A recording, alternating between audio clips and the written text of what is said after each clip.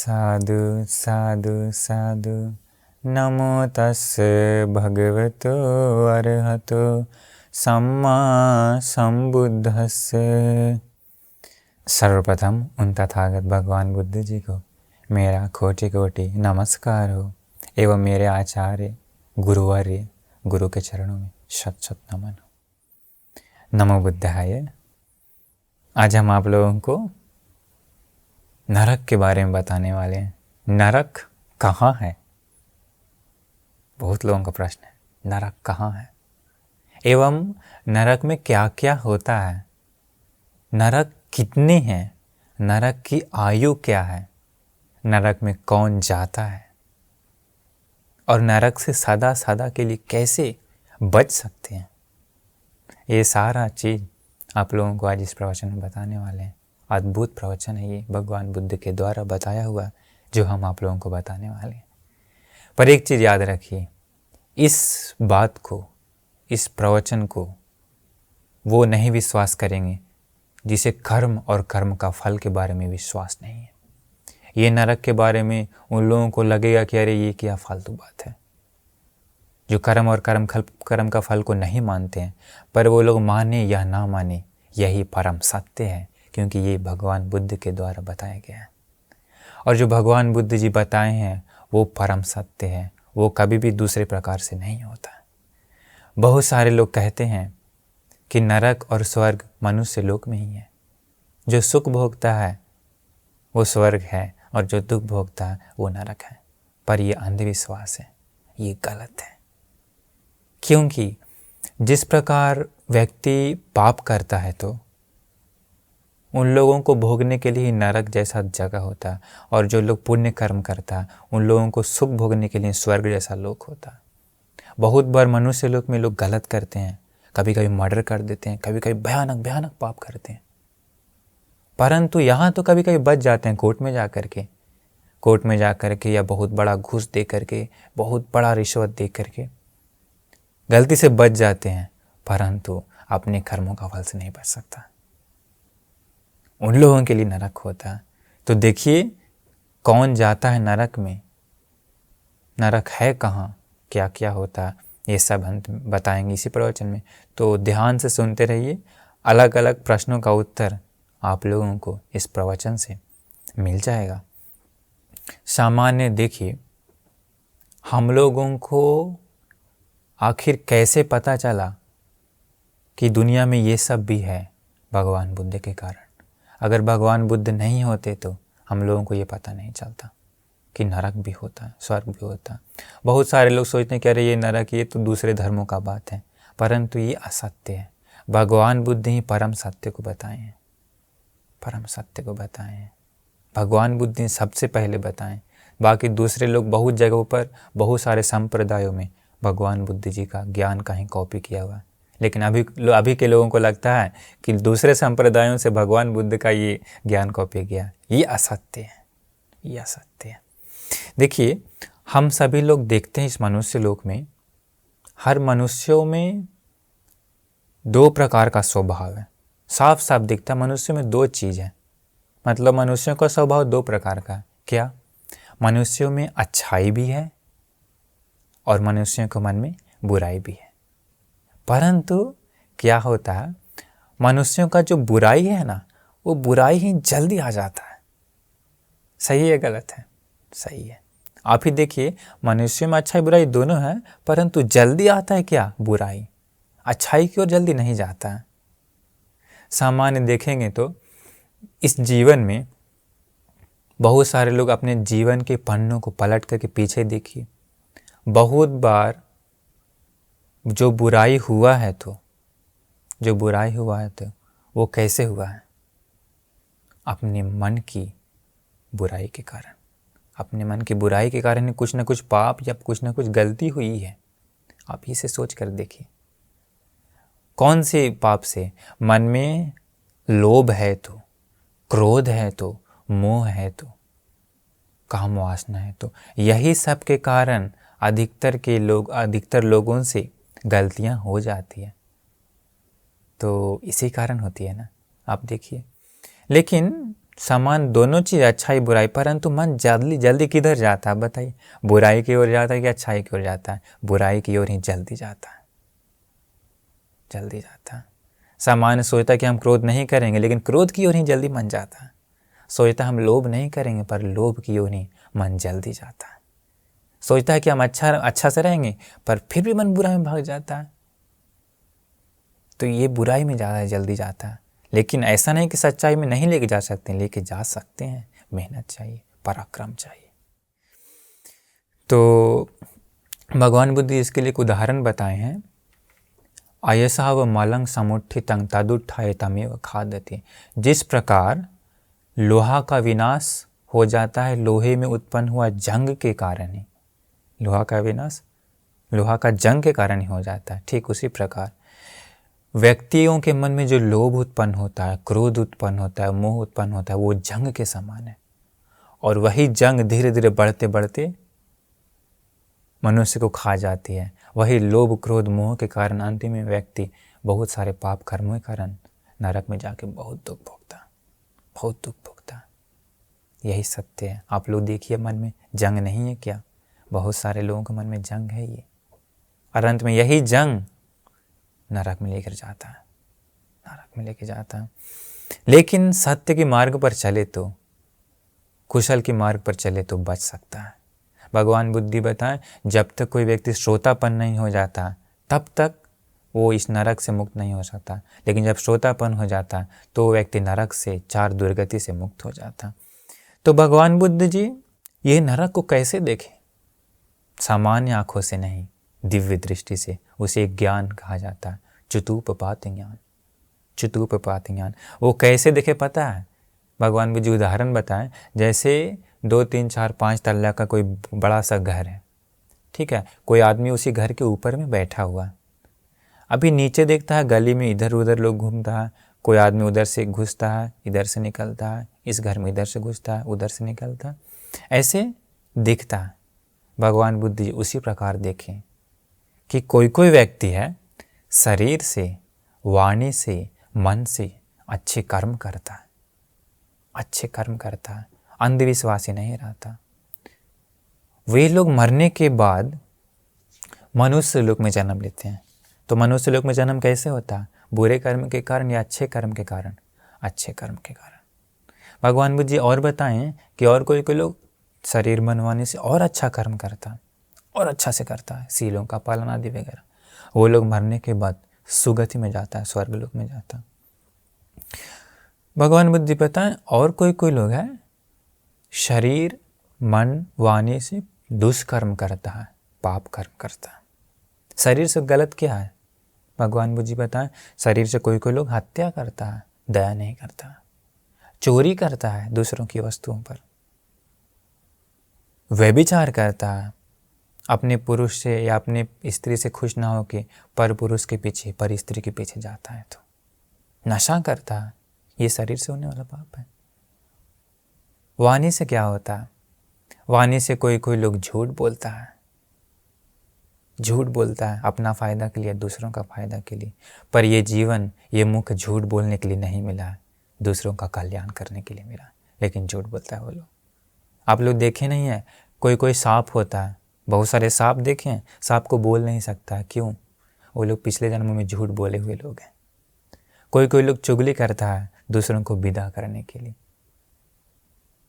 पर ये वाणी चुगली करने के लिए नहीं मिला है। चुगली करने के कारण बहुत सारे लोगों को क्या होता है? इस जन्म में उसका मित्र भेद हो जाता है, बहुत सारे शत्रुआं पैदा हो जाता है।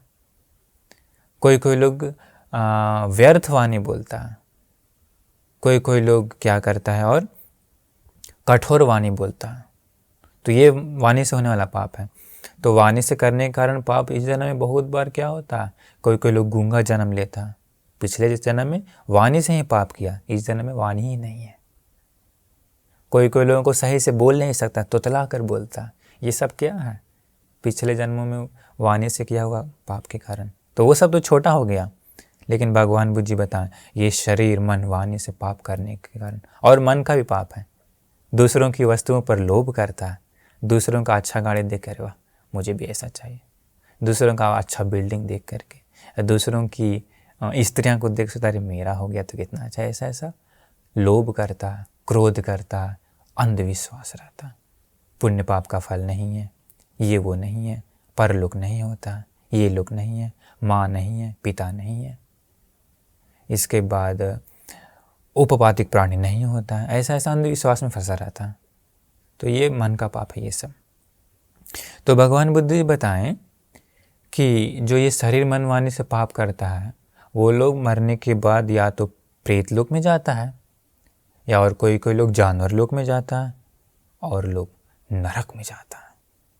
अभी देखिए नरक का विस्तार शुरू करते हैं यहाँ से। अब इसे यहाँ से बताएंगे नरक में क्या होता है, उसके बाद बताएंगे नरक कितने हैं, नरक की आयु क्या है और नरक है कहाँ, ये सब बताएंगे। तो मरने के बाद नरक में जाता, आप लोग नहीं सुने हैं क्या, कोई कोई लोग मरने से पहले ही नरक में जाने का उन लोगों को लक्षण प्रकट हो जाता है। हमको कोई कोई लोग बताया है कि कोई कोई लोग अंत समय मरते समय बोलता है अरे आग आ रहा है, आग आ रहा है, आग जल रहा है, बुझाओ बुझाओ। लोगों को आग दिखता नहीं, केवल उस मनुष्य को दिखता है, अर्थात वो मरने के बाद नरक में जाने वाला, नरक में। हमें याद है हमारा एक फैमिली का ही हमारा कोई आदमी ही बताया था कि गांव का घटना बताया था कि वो मरने वाला था, तो मरते समय वो बताया कि 4 ऊंचे ऊंचे आदमी आए, बहुत ऊंचे ऊंचे आदमी आए और इसे पकड़ करके लेके जा रहे हैं। ऐसा मरते समय वो बोल रही थी, कोई एक मतलब अंत समय में। तो हमारा कोई फैमिली वाला ही बताया था कि ऐसा हो रहा था बंटी जी, क्या उसका अर्थ है। तो हम बताएं कि भाई उसका लक्षण प्रकट हो रहा है, नरक में जाने वाला है, तो उससे पहले ही उसका लक्षण प्रकट हो गया। तो ऐसा ऐसा मनुष्य में बहुत है, बहुत है, नरक में जाने वाला है, वो लोग बचा नहीं सकते हैं, कर्मों का फल मिलता है। तो भगवान बुद्ध जी बताएं कि इस प्रकार शरीर मन वाणी से पाप कर्म करके अंत में उसे नरक में जाना पड़ता। तो नरक में जाने के बाद भगवान बुद्ध जी बताते हैं, हम ये जो सूत्र बता रहे हैं देवदूत सूत्र से बता रहे हैं, भगवान बुद्ध की वाणी बता रहे हैं, मध्यम निकाय का 3 पार्ट में है, शून्यत वर्ग में। आप लोग हैं हो सके तो पढ़ कर देखिए। तो भगवान बुद्ध जी बताते हैं कि सीधा उन लोग को नरक में धकेल करके सीधा दुख नहीं दिया जाता, सबसे पहले उस पाप किया हुआ व्यक्ति को ले करके जाया जाता है। तो हम लोग का भौतिक शरीर नहीं जाता, एक और शरीर है, मनो शरीर, मनो का, समझ गए।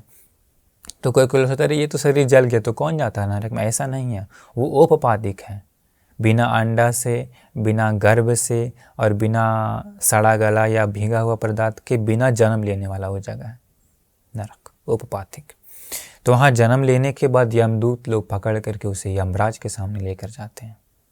यमराज सीधा दंड नहीं देता है, अभी वहाँ जाने के तो उसका सारा पाप का फल उसको दिखता है, कैसे, अपना मन से छुपा नहीं सकता है किसी से। समान मनुष्य लोग में तो कोर्ट में जाकर छुपा लेता है ना, वहाँ नहीं छुपा सकता। तो यमराज के सामने जाने के बाद यमराज जी पूछते हैं उससे कि अरे पुरुष, क्या तुम मनुष्य लोक में रहते समय पहले यमदूत को नहीं देखा?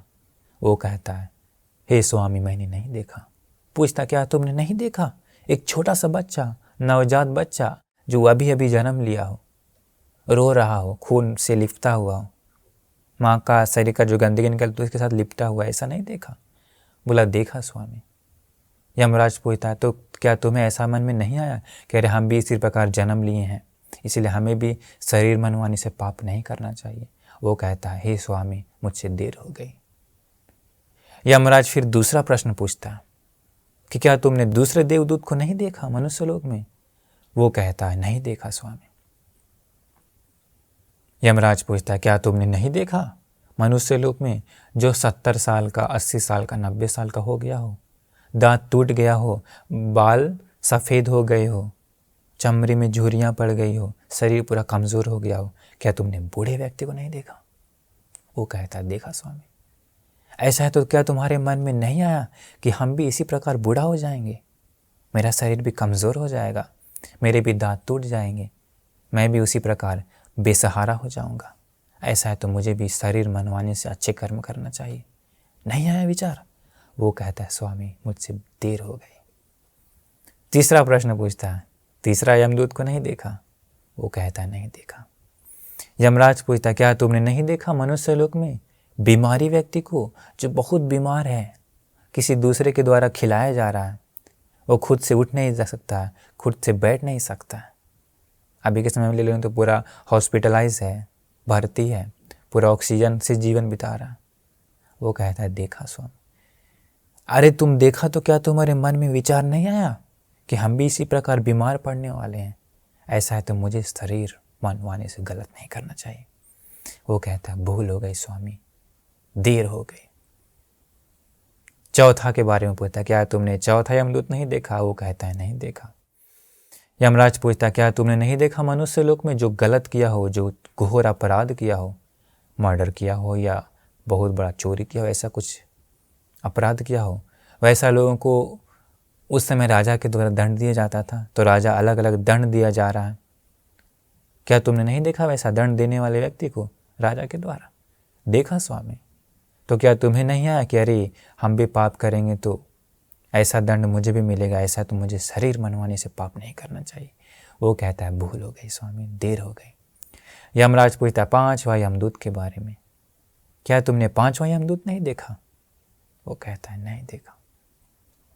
यमराज पूछता है क्या तुमने नहीं देखा मनुष्य लोक में कोई मरा हुआ व्यक्ति जो 1-2 दिन बीत गया हो, डेड बॉडी को नहीं देखा, मृत व्यक्ति को नहीं देखा? वो कहता है देखा स्वामी। तो क्या तेरे मन में ऐसा विचार नहीं आया कि अरे मैं भी इसी प्रकार मर जाऊंगा? ऐसा है तो मुझे शरीर से गलत नहीं करना चाहिए, वाणी से गलत नहीं करना चाहिए, मन से गलत नहीं करना चाहिए। वो कहता है भूल हो गई स्वामी, देर हो गई स्वामी। वहाँ झूठ नहीं बोल सकता क्योंकि वहाँ हृदय साक्षी है, उसका मन साक्षी है, सब दिखता है। यमराज ये 5 प्रश्न पूछने के बाद बोलता है कि अरे पापी पुरुष, तुमने ये जो पाप किया है, ये पाप तुम्हारी माता ने नहीं, तुम्हारे पिता ने नहीं किया, भाई ने नहीं किया, बहन ने नहीं किया, दूसरा रिश्तेदारों ने नहीं किया, ये पाप तुमने किया। इसका फल अब तुझे भुगतना पड़ेगा। ये सच्चाई है। इसका भगवान बुद्ध जी कहते हैं, भिक्षुओं को बताते हैं ये सूत्र। इस प्रकार यमराज ये 5 प्रश्न पूछ के यमराज साइलेंट, चुप हो जाता है। इसके बाद फिर उसको दुख मिलना शुरू हो जाता है। भगवान बुद्ध जी कहते हैं इसके बाद यमदूत लोग उसे 5 प्रकार का बंधन में बांधते हैं। कैसे? एक जलता हुआ लोहा का धरती रहता है, ये यमदूत लोग ले जाके क्या करते हैं, एक बड़ा सा लोहा का कील क्या करते हैं, उसके एक हाथ में ठोकते हैं ज़मीन में, दूसरा कील दूसरे हाथ में ठोकते हैं, तीसरा कील पहला पैर में, चौथा कील दूसरा पैर में, और 5वां कील छाती में ठोक के ज़मीन में गाड़ देता है उसको। इसके कारण वो व्यक्ति बहुत दुख भोगता है, बहुत तड़पता है, परंतु मृत्यु नहीं होती है जब तक कर्म का फल समाप्त ना हो जाए। मृत्यु नहीं होती है। भगवान बुद्ध जी कहते हैं इसके बाद उसको क्या किया जाता है, उसको लोहा पर, लोहा मतलब जब गर्म लोहा रहता है वहाँ पर लिटा दिया जाता है। लिटा कर क्या करता है, उसको कुल्हाड़ी से उसका हाथ, पैर, छाती, गला काटा जाता है। इसके कारण वो बहुत तड़पता है, बहुत चिल्लाता है, बहुत रोता है, बहुत चिल्लाता है, परंतु मृत्यु नहीं आती है जब तक पाप का फल खत्म ना हो जाए। हम लोगों को लगे अरे मर गया, मरता नहीं है, पूरा दर्द होता है, तड़पता है, किंतु मरता नहीं है। तो जब तक उसी प्रकार का पाप जो है, जो कुल्हाड़ी से कटने का पाप जो होता है, उस प्रकार का पाप जब तक खत्म नहीं होता तब तक उसको उसी से बार बार फिर हाथ जुड़ता है, फिर काटता है, फिर जुड़ता है, फिर काटता है, ऐसे दुख देते रहता है, बहुत समय तक ये होते रहता है। इसके बाद जब उस प्रकार का ख़त्म होता है तो आगे भगवान बुद्ध बताएं कि उसको गरम लोहा रहता है पूरा, उस पर घसीट करके लेकर के जाता है, घसीट करके लेके जाके फिर क्या करता है, जलता हुआ एक रथ रहता है, रथ में इसको बांध दिया जाता है, बांध करके इसको उसी जलता हुआ लोहा पर घसीटा जाता है, इधर से इधर, इधर से इधर। इसके बाद क्या करता है, उस शरीर पर रथ को चढ़ाता है बार बार।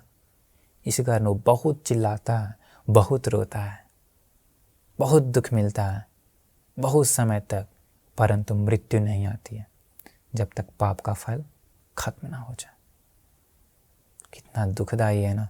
हम लोग उन नरकों में हम लोग बहुत बार दुख भोगे हैं, हम सभी लोग, परंतु अभी याद नहीं है।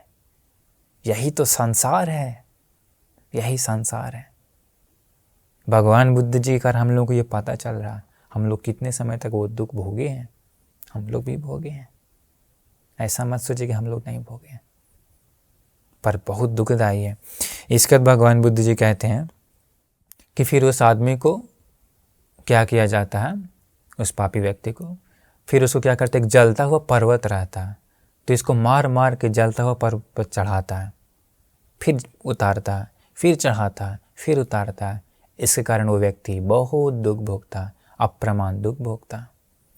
इसके बाद फिर क्या किया जाता है, जब उस प्रकार का पाप का फल हो जाता है पूरा, चढ़ाने का और उतारने का जलता हुआ पर्वत पर, फिर वो क्या किया जाता है, ऊपर ले जाता है पर्वत के ऊपर, और उसको उल्टा पकड़ करके सीधा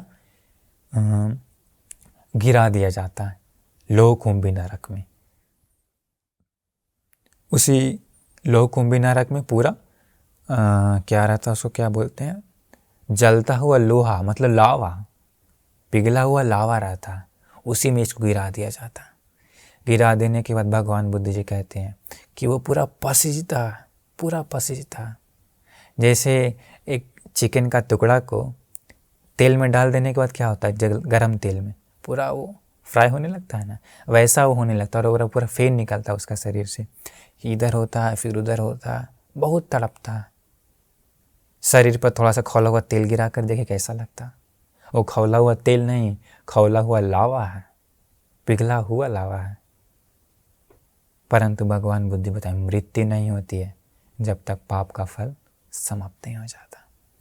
फिर बहुत समय उस प्रकार वहाँ दुख भोगने के बाद क्या किया जाता है, उसको बंसी से निकाला जाता है। यमदूत लोग बंसी से उसको निकालता है, निकाल करके फिर अभी डालता है महानरक में।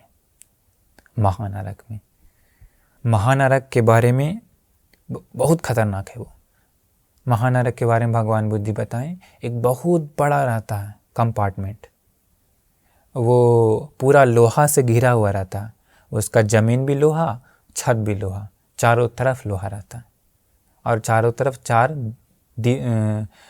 डोर भी रहता है, दरवाज़ा भी रहता है, लेकिन बहुत दूर दरवाज़ा है, हजारों हजार किलोमीटर दूर रहता है एक दूसरे तरफ का दरवाज़ा। उसमें क्या होता है, हमेशा पूरब से आग निकलते रहता है, और वो आग पूरा पश्चिम तक जाता है, पश्चिम से भी आग निकलता है, वो पूरा पूरब तक जाता है, पूरब द्वार तक, दक्षिण से भी निकलता है, उत्तर से भी निकलता है, पूरा अग्नि निकलते रहता है, और वो सब पूरा लोहा गर्म रहता है, ज़मीन भी उसका लोहा पूरा गर्म, ऊपर भी सब तरफ गर्म। सोचिए तो कैसा फीलिंग होता होगा। तो वहाँ डाल देने के बाद बहुत दुख मिलता है। फिर इस आदमी को दिखाई देता है पूरब दिशा की ओर एक दरवाज़ा है, तो वहाँ इतना जलन महसूस होता है कि वो सोचता है पूरब की दरवाज़ा से निकल के भाग जाएंगे। तो क्या होता है, पूरा तेज से दौड़ता है। अभी एक आदमी नहीं रहता वहाँ, अनगिनत लोग रहता है उसी नरक में, अनगिनत लोग। तो ये पूरा दौड़ता है पूरा ताकत लगाकर, किस लिए, भागने के लिए, वहाँ से बहुत दुख मिल रहा है ना। तो भागते समय उधर से अग्नि आता है, अग्नि आने के बाद इसका पूरा चमड़ी जल जाता है, मांस जल जाता है, मांस जल के हड्डी जल जाता है, और पूरा धुआं देने लगता है। कितना दुख मिलता होगा, पर मरता नहीं है, ऐसे दौड़ते रहता है, दौड़ते रहता है। तो पूरब की दरवाज़ा तक पहुंचने के लिए हजारों हजार साल बीत जाता है दुख भोगते भोगते। और जब पूरब का, लेकिन हाँ, दूर से क्या होता है ना, दिखता है कि पूरब का दरवाज़ा खुला हुआ है, इसलिए वो भागता है निकलने के लिए, भागने के लिए यहाँ से। लेकिन जब समीप पहुँचता है तो दरवाज़ा बंद हो जाता है, वो बहुत दुख भोगता है। फिर इसको दिखाई देता है पश्चिम का दरवाज़ा खुल गया, फिर दौड़ लगाता है, बहुत दुख भोगता है। जब पास में पहुँचता है तो दरवाज़ा बंद हो जाता है। तो इस प्रकार बहुत समय तक वहाँ दुख भोगता है, बहुत समय तक, लाखों लाख साल तक। फिर एक समय ऐसा आता है जब देखता है दरवाज़ा खुला हुआ है, तो वहाँ पर जब पास पहुँचता है तो बंद नहीं होता, उसी से वो बाहर कूद जाता है। तो वहाँ से बाहर कूदने के बाद वो अगली बार गिरता है गूथ नरक में। वो नरक क्या, टॉयलेट, जो लेट्रिन होता है, जो पखाना होता है, उसका नरक होता, पूरा उसी में डूब जाता। उसी में भगवान बुद्ध जी कहते हैं कि जिस प्रकार सुई कितना नुकीला होता है, वैसा नुकीला कीड़ा उसी पूरा पखाना में भरा हुआ रहता। तो इस व्यक्ति, पापी व्यक्ति को क्या करता है, वो सारा कीड़ा पूरा शरीर को छेद करता है, पूरा हर आँख को छेद करके अंदर घुसता है, कान को, नाक को, मुंह को, पूरा बॉडी को हर जगह से छेद करके अंदर घुसता है। एक सुई लेने के बाद कैसा फीलिंग होता है, पूरा शरीर को छेद करेगा। तो ऐसे वो कीड़ा लोग पूरा छेद करके अंदर पूरा खा के पूरा हड्डी के अंदर जाके हड्डी का मज्जा खाता है। बहुत दर्द होता है, बहुत चिल्लाता है, पर मृत्यु नहीं आती है जब पाप का फल खत्म ना हो जाए तब तक। तो वहाँ जितना समय तक इसको दुख भोगना रहता वहाँ वो बहुत समय तक दुख भोग लेता। इसके बाद फिर वहाँ से निकलने के बाद वो गिरता है एक राख का नरक में। पूरा राख ही भरा हुआ रहता है, लेकिन पूरा अग्नि है, लेकिन राख है। उस समय वो वहाँ बहुत दुख भोगता है। भगवान बुद्ध जी बताए, इसके बाद उसे लेकर के जाया जाता है एक जंगल में। उसी जंगल में बहुत सारा पेड़ रहता है। तभी ऐसा एक व्यक्ति नहीं, बहुत सारा लोग दुख भोगता है। तो वहाँ ले जाने के बाद जलता हुआ पेड़ रहता है और पेड़ में बहुत बड़ा बड़ा कांटा रहता है। फिर क्या करता है, यमदूत लोग इसे उसी जलता हुआ पेड़ पर चढ़ाता है, तो कांटा में पूरा चुभता है इसका शरीर, खून बहता है पर मृत्यु नहीं आती है, तड़पता है पर मृत्यु नहीं आती है जब तक पाप का फल समाप्त ना हो जाए। जो लोग मनुष्य लोक में बहुत व्यभिचार करते हैं, शरीर का सुख खोजने के लिए पर स्त्री पर पुरुष का गमन करते हैं, उन लोगों को वैसा जगह पर बहुत समय तक दुख भोगना पड़ता है। वहाँ पर उसी जगह पर पूरे शरीर को ही पूरा छेद कर करके उसको दुख दिया जाता है। इसके बाद जब वहाँ का समय पूरा होता है तब ये अगला बार गिरता है असीपत्त नरक में। वो एक जंगल रहता है, तो वहाँ ये भागते रहता है। भागते समय हवाएं चलने से उन पेड़ों का पत्ता गिरता है। उन पेड़ों का पत्ता तलवार से भी ज़्यादा धारीदार होता है। तो उन पेड़ों का पत्ता गिरने से इसका शरीर पर गिरता है, तो कान पर गिरा तो कान कट जाता है, नाक कट जाता है, हाथ पैर कट जाता है। बहुत समय तड़पता है पर मृत्यु नहीं आती है। ऐसे भटकते भटकते दुख भोगते भोगते बहुत समय तक रहता है। इसके बाद वो गिरता है अगला बार एक नदी में जो पूरा खौला हुआ रहता है और नमकीन रहता है, नमक का। उसमें गिरने के बाद ये इधर से उधर जाता है, उधर से इधर जाता है, तड़पते रहता है, तड़पते रहता है, मृत्यु नहीं आती है। देखिए, तो मनुष्य लोग में लोग पाप करते हैं मज़ा के लिए, थोड़ा सा कुछ ही समय। कितना साल है मनुष्य लोग में, ज़्यादा ज़्यादा 20-30 साल मज़ा लेते हैं पाप करके। कितना समय तक दुख भोगना पड़ता है, करोड़ों साल से भी ज़्यादा। अभी आगे बताएंगे नरक की आयु कितना है।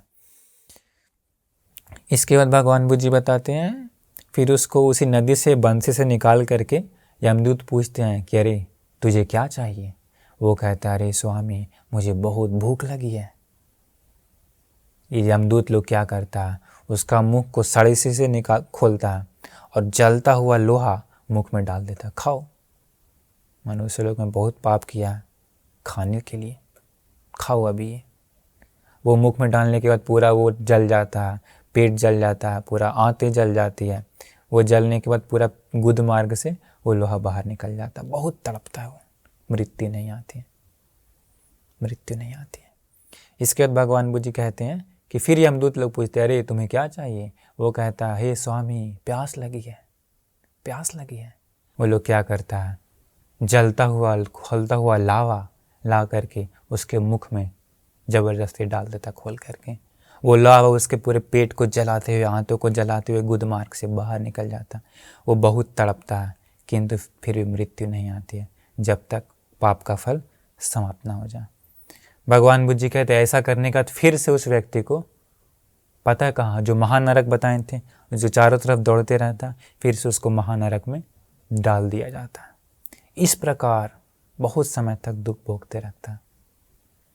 तो इसके बाद हम आपको अभी और इसी के बीच में क्या बताने वाले हैं, ये जो नरक है ना, पूरा सब मिला के 136 नरक होता है भगवान बुद्ध जी बताएं, जिसमें से महानरक 8 होता है। समझ गए, 8 महानरक है। पहला है संजीव नाम है उसका, दूसरा है काल सूत्र, तीसरा है संघात, चौथा है रौरव, महारौरव, ताप, प्रताप और अवीची। ये 8 महानरक होता है और ये 8 के चारों तरफ, एक नरक के चारों तरफ 16 नरक होता चारों तरफ, दूसरा नरक के चारों तरफ 16, तो ऐसे 16 इंटू 8 करिए 128 होगा और प्लस में महानरक 8, तो सब मिला के 136। तो ये नरक का जो आयु है बहुत ज़्यादा है, बहुत ज़्यादा, गिनती नहीं कर सकते हैं।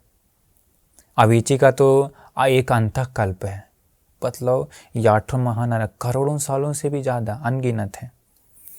तो ये इतने नरक है, 136 नरक हैं। तो इसमें और हम क्या बताने वाले थे, जो संजीव नरक है फर्स्ट वाला, मनुष्य लोक में 50 साल, चातुर महाराजिक देवलोक में केवल 1 दिन होता है। मनुष्य लोक में 50 साल, वहाँ 1 दिन होता है। उसी प्रकार चातुर महाराजिक में 30 दिन का 1 महीना होता है और 12 महीना का 1 साल होता है। चातुर महाराजी का पूरा, उन देवलोक का पूरा दिव्य आयु है 500 साल, वहाँ का 500 साल, ये संजीव नरक में केवल 1 दिन होता है। सोचिए कितना लंबा। तो इस प्रकार ये संजीव नरक का पूरी आयु 500 साल है। समझ लीजिए, हम जोड़ के बताए हैं। मनुष्य लोक में 100 साल, तावतींस देवलोक में 1 दिन होता है। इस प्रकार तावतींस देवलोक में 2 दिन होता है, जब मनुष्य लोक में 200 साल होता है। तो इस प्रकार तावतींस देवलोक में 30 दिन का 1 महीना, 12 महीना का 1 साल होता है। तावतींस देवलोक का पूरी आयु 1000 साल है। 1000 साल वहाँ का, ये कालसूत्र देवलोक का, कालसूत्र नरक का केवल 1 दिन होता है। इस प्रकार कालसूत्र नरक का 1000 साल है। याम देवलोक का आयु है संपूर्ण 2000 साल। तो इस प्रकार आप लोग को पहले इस सूत्र में सुने होंगे। तो इस प्रकार वैसे वैसे आगे आगे नरक का जो आयु है बहुत ज़्यादा है।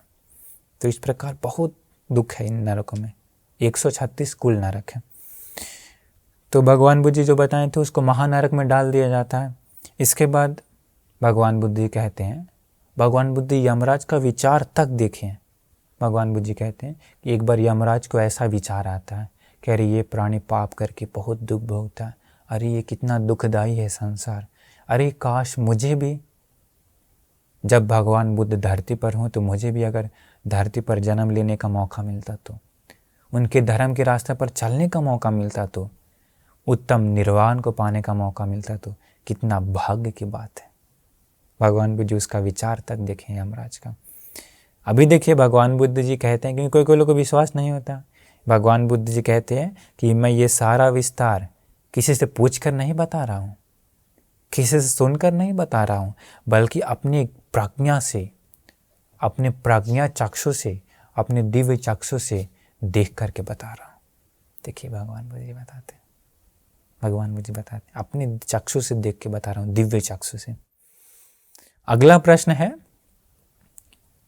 नरक कहाँ है, इसके बारे में बहुत लोग को जानना चाहता है।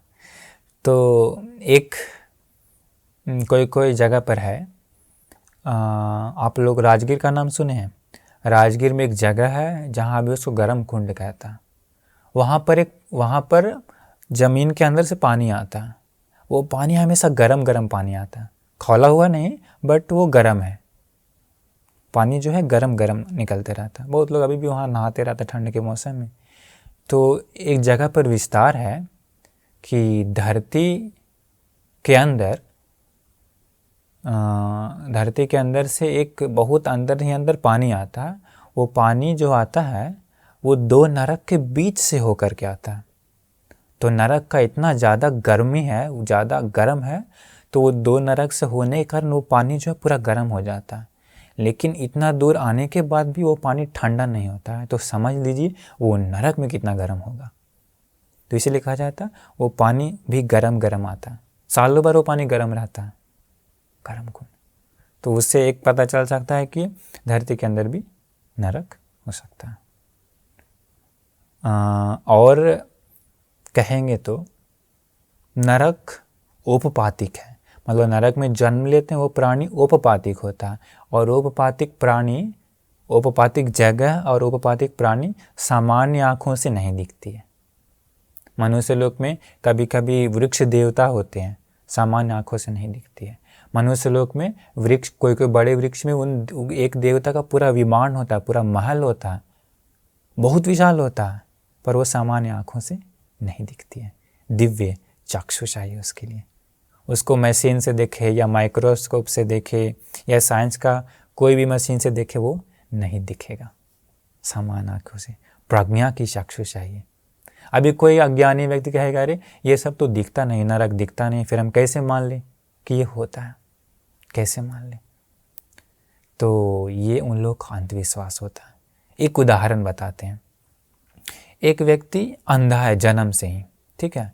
अभी वो जन्म से अंधा होने के बाद अभी उस अंधे व्यक्ति को दूसरा व्यक्ति कहता है कि अरे लाल रंग बड़ा ही सुंदर होता है, अरे गुलाब बहुत ही सुंदर होता है, पीला रंग का फूल बहुत सुंदर होता है, सफ़ेद रंग बहुत सुंदर होता है। वो अंधा व्यक्ति कहता है नहीं, सफ़ेद रंग नहीं होता है, लाल रंग नहीं होता है, पीला रंग नहीं होता है, गुलाब नहीं होता है, क्योंकि मैंने नहीं देखा, ऐसा नहीं है। तो अभी क्या उसके कहने से सचमुच में नहीं होगा लाल रंग नहीं होता है? होता है। वो अंधा है जन्म से। और उसको कोई व्यक्ति कहता है कि इस दुनिया में सूरज होता है, एक ऐसा चांद होता है, ऐसा ऐसा सुंदर सुंदर दुनिया है, जंगल है। वो कहता नहीं, ये नहीं हो सकता, क्योंकि मैंने सूरज नहीं देखा, मैंने चांद नहीं देखा, मैंने वैसा दुनिया नहीं देखा। तो क्या सूरज नहीं होगा, चांद नहीं होगा? है, किंतु उसको दिखता नहीं है, क्योंकि वो जन्म से ही अंधा है। भगवान बुद्ध जी उसी प्रकार बताएं। ये अभी के प्राणी, संसार के प्राणी अविद्या नाम के अंधकार से ढके हुए हैं, अविद्या नाम के अंधकार से, पंच निवरण से ढके हुए हैं। उन लोगों का प्रज्ञा ढका हुआ, इसलिए उन सामान्य आँखों से नहीं दिख सकता। वो लोग अंधे हैं अविद्या अंधकार से। एक और उदाहरण भगवान बुद्ध बताएं। एक दो व्यक्ति होता, एक आदमी क्या करता, पहाड़ के ऊपर चढ़ जाता, पहाड़ के ऊपर चढ़ करके, पहाड़ के एकदम माउंट पर चढ़ जाता, नीचे वाला आदमी को नहीं चढ़ पाता। तो नीचे वाला आदमी पूछता ऊपर वाला से कि अरे तुझे क्या क्या दिख रहा है ऊपर से? वो ऊपर पहाड़ पर चढ़ के बोलता, अरे सुंदर सुंदर तालाब दिख रहा है, सुंदर नदियाँ दिख रही है, सुंदर सुंदर झरने दिख रही है, बहुत सुंदर सा वातावरण, जंगल दिख रहा है। नीचे वाला आदमी कहता है ऐसा नहीं हो सकता, सुंदर झरना ये सब नहीं हो सकता, तालाब नहीं हो सकता, नदी नहीं हो सकता, क्योंकि वो मुझे नहीं दिख रहा है। तो वो कहता है अरे मूर्ख, तू नीचे है, तुझे कैसे दिखेगा? पर वो मानता ही नहीं है। वो बोलता नहीं, हमें नहीं दिख रहा इसलिए नहीं है। अभी बताइए, वो नहीं है क्योंकि वो नीचे है, और पर्वत से वो सारा चीज़ इस नीचे वाले व्यक्ति के लिए ढका हुआ है। भगवान बुद्ध जी बताते हैं उसी प्रकार ये अविद्या नाम की पहाड़ से संसार के प्राणी ढके हुए हैं, पंच निवरण से सारे प्राणी ढके हुए हैं, उन लोगों को दिखता नहीं है परम सत्य। तो इसलिए नरक वगैरह ये सब भी नहीं दिखता है सामान्य आँखों से। तो उसे देखना है तो मन के काम छंद व्यापाद थीन मिद उद्दच्च कुकुच विचिकिच्छा, इसको दूर करके प्रथम ध्यान, द्वितीय ध्यान, तृतीय ध्यान, चतुर्थ ध्यान में जा करके उसके बाद देखा जा सकता है। ध्यान को आगे बढ़ा करके अरहत्व को पा करके देखा जा सकता है, देखा जा सकता है। तो बढ़ा कर देखिए। अभी देखिए सामान्य एक और उदाहरण बताते हैं। सनलाइट में विटामिन डी होता है, ऐसा लोग कहते हैं, पर क्या सामान्य व्यक्ति अपनी आंखों से देखा है क्या? नहीं। कौन देखा उसे? आंखों से दिखता नहीं है। उसको कोई साइंटिस्ट लोग या ऐसे वैसे कोई रिसर्च किया होगा, पूरा रिसर्च करने के बाद उन लोग लिख दिया कि सनलाइट में विटामिन डी होता है, लोग आँख मूंद करके मान लिया। पर दिखता है क्या लोगों को? नहीं दिखता। देखना है तो पूरा वो ऐसा मशीन पूरा सब करके देखना पड़ेगा। वैसे ही ये नरक ये सब देखना है तो सामान्य आँखों से नहीं, साइंटिस्ट का मशीन से नहीं, प्रथम ध्यान, द्वितीय ध्यान, तृतीय ध्यान, चतुर्थ ध्यान को आगे बढ़ा करके ध्यान के लेवल में आके जा करके देखा जा सकता है प्रज्ञा चक्षु से, दिव्य चक्षु से। और एक कारण बताते हैं। भगवान बुद्ध जी बताए हैं कि ये लोक विषय अचिंतनीय है। नरक दिखे या ना दिखे, लेकिन नरक तो है। नरक को खोजने से कोई फायदा नहीं। अगर मिल भी गया तो क्या करेगा? बच नहीं सकता। बचना है तो उसे धर्म के रास्ते पर ही चलना पड़ेगा। शरीर मनवाने से पाप को जो करता है उसे दूर करना पड़ेगा, कुशल को बढ़ाना होगा, तभी बच सकता है। देख भी लेंगे तो कोई फायदा होने वाला नहीं है। और एक चीज़ है, लोक विषय अचिंतनीय है। इस लोक के बारे में कितना भी ढूंढे समाप्त होने वाला नहीं है। साइंटिस्ट केवल एक ही सूरज ढूंढा। भगवान बुद्ध अभी से 2500 साल के पहले बता चुके हैं, एक सूत्र में अभिभू नाम है, कि इस ब्रह्मांड में हजारों सूरज हैं। इस ब्रह्मांड में नहीं, सृष्टि में हजारों सूरज हैं, हजारों से भी ज़्यादा सूरज है। एक लंबा सूत्र है, वो बता चुके हैं भगवान जी पहले अपने प्रज्ञा चक्षु से देख के। तो साइंटिस्ट केवल एक ही सूरज देख पाए और कहते हैं कभी कभी एक और सूरज और है। साइंटिस्ट का मशीन से तुलना नहीं करिए, भगवान बुद्ध के ज्ञान से तुलना करिए। कोई लोग साइंस से भगवान बुद्ध का ज्ञान को तुलना करता है, ये बिल्कुल गलत है। क्योंकि साइंटिस्ट भी लोभ क्रोध मोह से युक्त है, गंदगी से युक्त है। वो लोग सब मशीन के बल पर देखता है। भगवान बुद्ध लोभ क्रोध मोह को नष्ट करके अपने प्रज्ञा के बल पर देखे हैं, प्रज्ञा के बल पर। इसीलिए इस नरक को खोजने से कोई फ़ायदा नहीं, लेकिन ये जितना बताएं उससे आप समझ गए होंगे कि नरक कहाँ है आदि वगैरह। तो ये देवदूत सूत्र था। तो देखिए नरक में कितना दुख है, अप्रमाण दुख है। नरक की आयु भी बहुत है, नरक में जाता है पाप करने वाला लोग। तो इसीलिए इसे बचना है तो धर्म के रास्ते पर चलना पड़ेगा। ये मनुष्य जीवन बहुत ही दुर्लभ है, बहुत ही दुर्लभ है। इसलिए ये मिले मनुष्य जीवन का सदुपयोग करिए, दुरुपयोग मत करिए। शरीर मनवाने से कुशल कर्म करिए, अच्छा कर्म करिए। जो पाप है, जो बुरा है, उसे मत करिए। मनुष्य लोग में तो छिपा सकते हैं, लोगों से नरक में छिपा नहीं सकते हैं। उसका हृदय साक्षी होता है। इसलिए धर्म के रास्ते पर चलेंगे तो इसे बच सकते हैं। और अगर जो व्यक्ति इस धर्म के रास्ते पर चल के श्रोतापन हो गया तो वो सदा सदा के लिए नरक का द्वार उसके लिए बंद हो जाता है। प्रेत लोग का, जानवर लोग का द्वार बंद हो जाता है। इसीलिए हम सभी लोगों को ये सुंदर धर्म के रास्ता पर चल करके हम सभी लोगों को भी शील समाधि प्रज्ञा को आगे बढ़ा करके सभी दुखों से मुक्त होकर के उत्तम मुक्ति को साक्षात करने का भाग्य मिल जाए। आप सभी लोगों का कल्याण हो। नमो बुद्धाय।